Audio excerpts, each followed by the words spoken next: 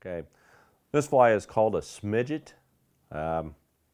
Imitates a number of different insects: blue-winged olives, pale morning duns, midges, and what have you. We've fished it for the last 6-8 years or so, and have found that it imitates a lot of different food forms, meaning pale morning dun spinners or BWO spinners and so forth. But it doesn't look like a spinner, mind you, but it is very effective. We're going to start by tying it with, this hook is a 2488H Tiemco.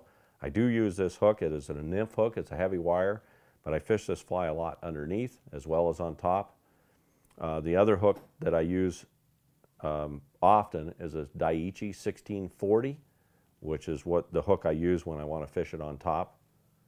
It's also a very strong hook that you can use for as fishing it as a nymph also. So I'm going to slide that in the vise.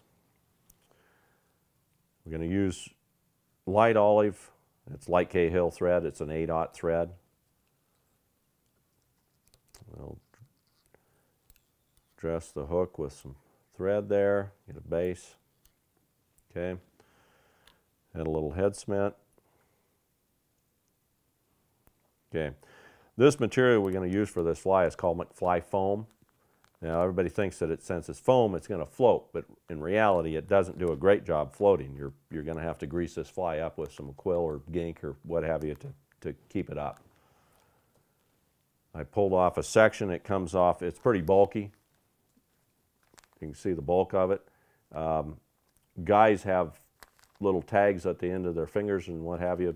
It will fray. It'll get inside. Sometimes it's worth it to take a piece of sandpaper and kind of take off the edges of your thumbs, and so it doesn't stick to them.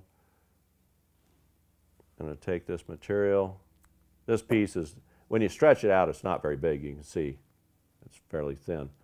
I'm going to cut that even like that. Get that ready. Okay. And our hackle. Now, this is Antron on a spool. Sometimes people, I've had people come into my store and actually didn't realize it comes on a spool. It has been packaged for quite a few years, but now it's coming on a spool, which is actually better to work with. This is an olive Antron. I do put red tails on this. I'll put tan tails, amber tails, quite a few different colors of Antron. Okay, we'll cut a piece off. I usually take about half of that off of the Antron like so. So it's not quite as full as it was, about half. Attach that to the back, bring it down around the bend somewhat. Okay, I'm going to trim the top of that off. There's a lot of debate sometimes about how long to leave that Antron tail. The fish don't come up and ignore it if it's short or long or whatever, but I usually leave it maybe a little bit shorter than the body. Okay.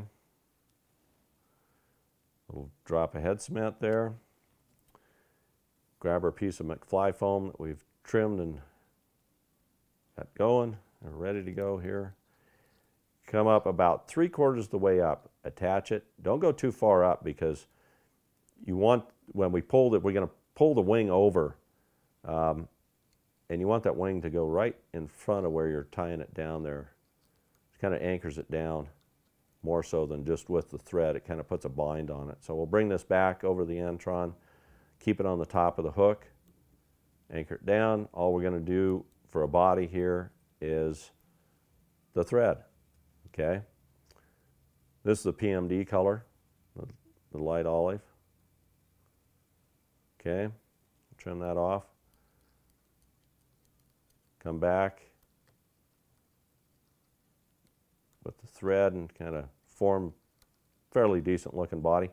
If the fibers get out underneath the thread, it will get kind of fuzzy in there, so you want to kind of trim it down. I don't think it would matter, but it looks a little better this way. More head cement.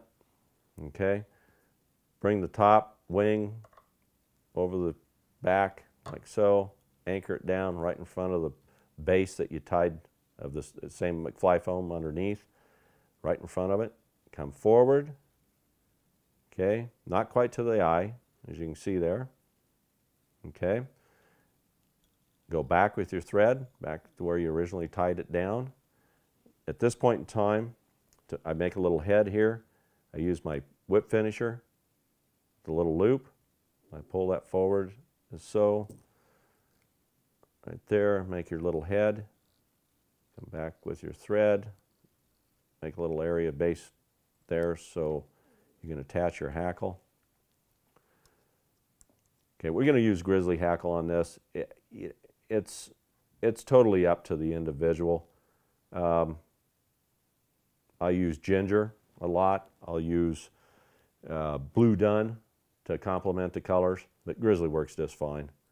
Attach it dry fly style with the curvature facing you, the tire. Make 3 good strong wraps, sometimes 4 come forward. And this is one of those Whiting Farms 100 packs, so the hackles are nice and long. Don't have to use hackle pliers. Rivet, or wind it, I should say. And I usually do 3 times. You can do 4 if you'd like, if you want it hackled more. Come up towards the front, bring your thread around, attach it underneath that little eye that you made, or the head that you made in the McFly foam, just underneath. Go at least 3 times. At this point in time, I'll raise my vise because it's actually easier to the human eye to get your scissors in there. When you raise it up, the eye becomes a little bit more straight so you can see it. A little easier to get your scissors in there and trim just the hackle and not everything else. Get a few pieces of hackle out of the way. Bring your thread down. Whip finish. 3 or 4, I usually do 4 at that point. Pop the thread like so, and then I take this leftover piece of McFly foam, I come back and cut it just behind the hackle. Creates a little bit of a bump.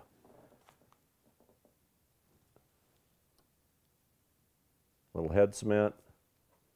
Clean out the eye. And there you have it. That's called a Smidget. And that is very, very effective. In our store, we're starting to see this become almost our #1 dry fly, indoor nymph. You can fish it anywhere you want to.